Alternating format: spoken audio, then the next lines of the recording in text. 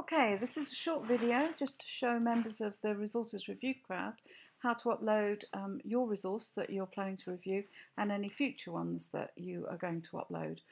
So what I've got open on my screen at the moment is the document I'm going to upload, which is Aspire 2, the December 2013 edition, and I've got the homepage of the Equalities Toolkit website. The first thing you need to do is to log in.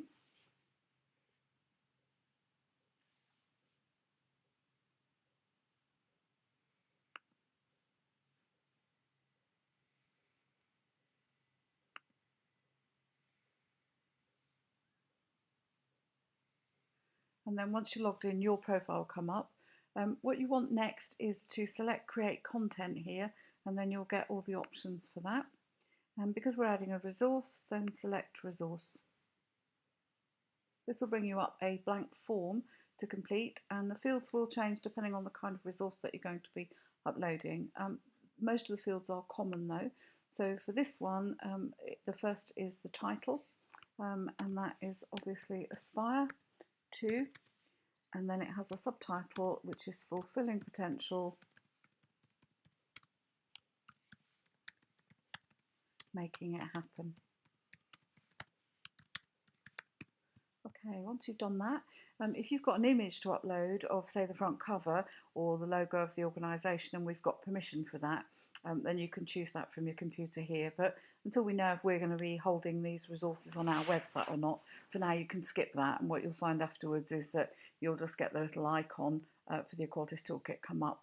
The next thing is to select the kind of resource that it is that you're going to be uploading, and that might be an online resource, in which case what you'll need to do is to add the URL link for it, or it might, for example, be a journal article that you're adding, and then you'll get the fields for the journal article.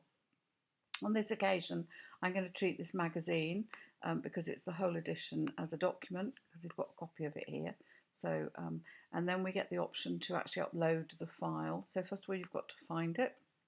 And on this occasion, I know that it's on my desktop here, and it's just there, so I'm going to select that, and then I'm going to upload it. That will take a moment or two. You've got up to 32 megabits there. If you were uploading a video and it was larger than that, there's not a big problem. We'd upload it to our YouTube channel, or the NICE YouTube channel, and then pop a link in. If you've got the video somewhere else, then again you could just use the link. If you've made a mistake and put the wrong document up, then you can see that you can just remove it here. Then the next thing that you need to add is the author of the publication, and in this occasion it's the Department for Work and Pensions.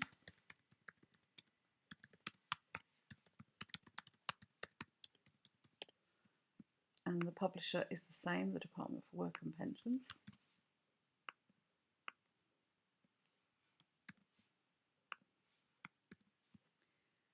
And the place of publication is London. And we can see from the date on it, the year was 2013, and the month was December. Okay, we don't need any further dates there. The archive option is really for resources that we're going to keep somewhere for historical purposes. It's really unlikely for the RRCrowd resource that we're interested in archive documents, so you can just ignore that. And this next section is really how we would eventually use the digital scaffold to tag things.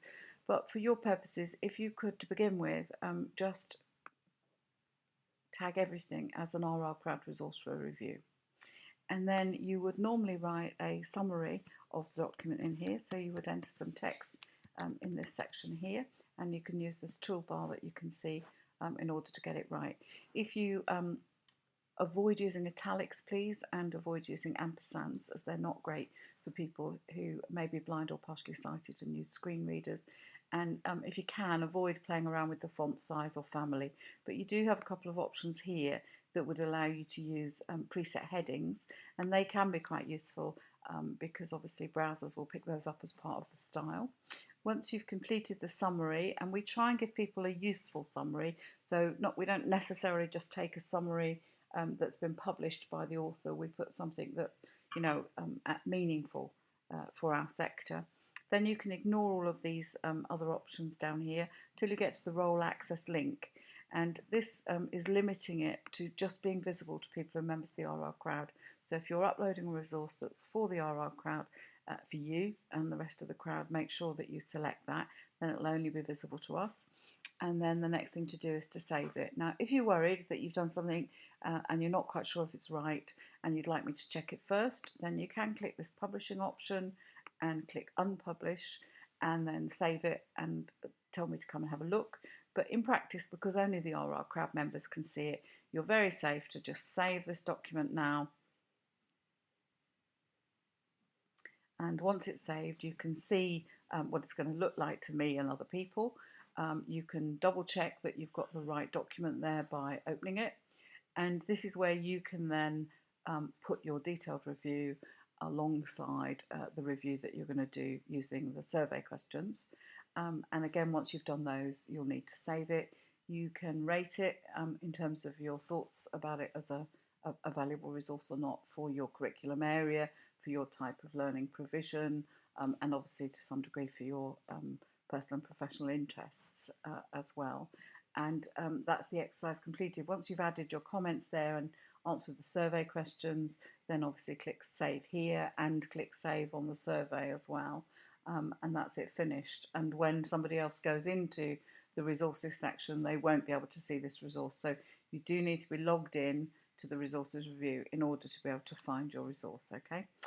So that's that one completed.